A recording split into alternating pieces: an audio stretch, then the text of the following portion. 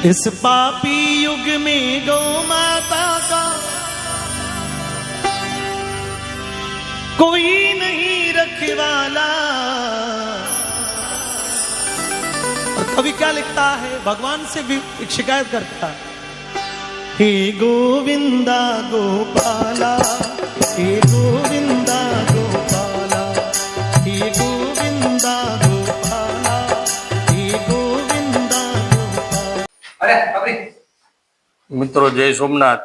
તો થોડા દિવસ પહેલા જે વાત થઈ હતી કે સ્વર્ગસ્થ જયભાઈના આત્મા શાંતિ માટે ગિરીશભાઈ મેવાડા તરફથી આ નિરાધાર ગૌશાળામાં મારા હસ્તક ગિરીશભાઈ પંખો અર્પણ કરાવે છે। બોલો ગાય માત કી જય। બે શબ્દ ગિરીશભાઈ જણાવે છે, તો સાંભળો તમે ગિરીશભાઈને। બોલો જય સોમનાથ, જય મહાદેવ।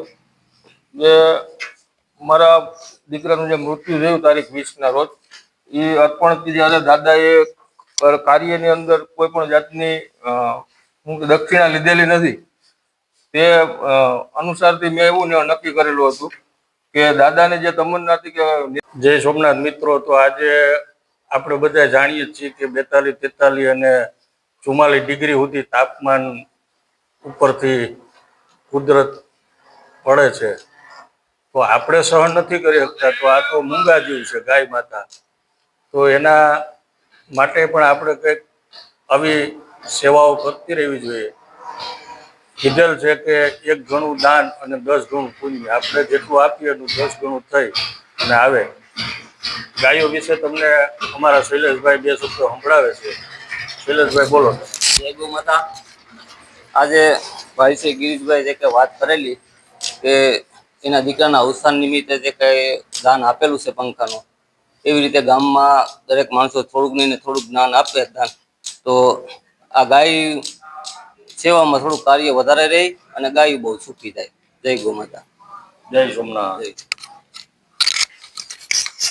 બીજી એક વાત મિત્રો કે ગિરીશભાઈ આજે નિરાધાર ગૌશાળામાં અને અમારા ગામમાં એક બીજી ગૌશાળા છે, ગોવર્ધન ગૌશાળા, ગોવર્ધન, એ બે ગૌશાળામાં ગિરીશભાઈ એમના દીકરાના આત્મ શાંતિ માટે નિરણ 50-50 પૂડા એ પોતાના સ્વખર્ચે નખાવે છે।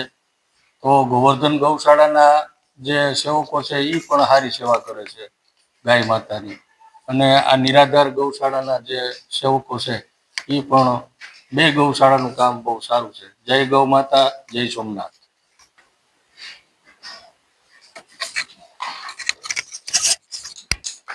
લાઈટ કેવું કામ કરતું નહીં।